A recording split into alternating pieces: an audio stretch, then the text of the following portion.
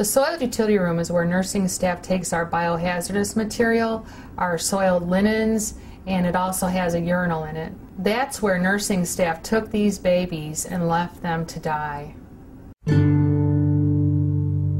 I actually wasn't talking about abortion. Yes, we have differences on abortion that are deep and profound. I think they're terribly important. But Barack Obama defended infanticide, the killing of fully born infants who had survived a failed abortion attempt and were then left for hours in soiled linen baskets to die. My name is Jill Stanek, and I'm a registered nurse who witnessed babies being delivered alive and left out to die. And because of my experience, I was asked to testify on the national level before a U.S. House committee and on various state committees.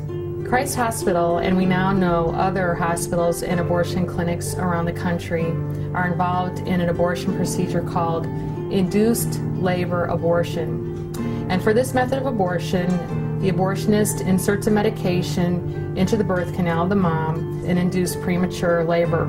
And my experience was that they lived as short as a few minutes to once almost as long as an 8-hour shift. To be clear, these were living babies who were left out to die, and they were issued both birth and death certificates according to Illinois state law. One night, a nursing co-worker was taking a live aborted baby to our soiled utility room to die because his parents didn't want to hold him, and she didn't have time to hold him that night.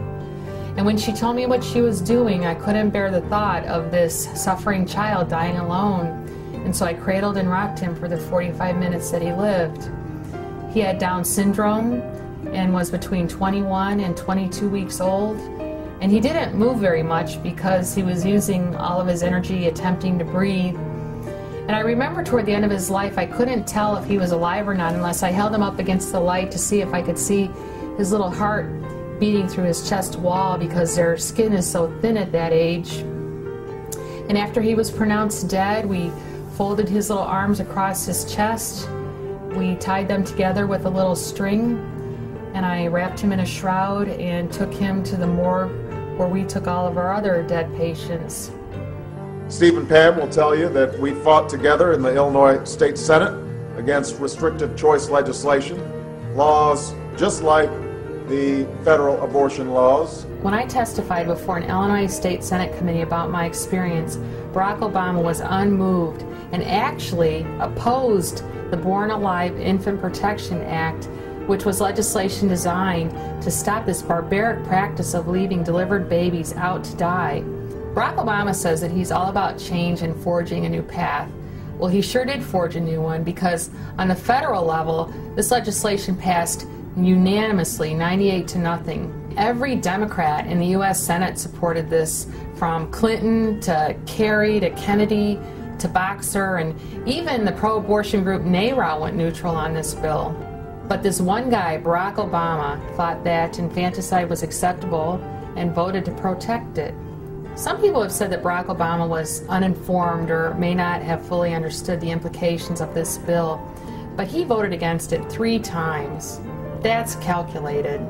He himself has defended his vote by saying that he would have voted for it had it been identically worded as a federal bill.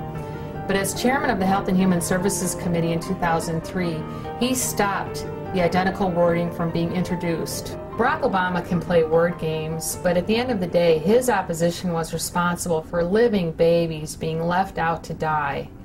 And that is indefensible. It is time for a different attitude in the White House. It is time for a different attitude in the Supreme Court. It is time to turn the page and write a new chapter in American history.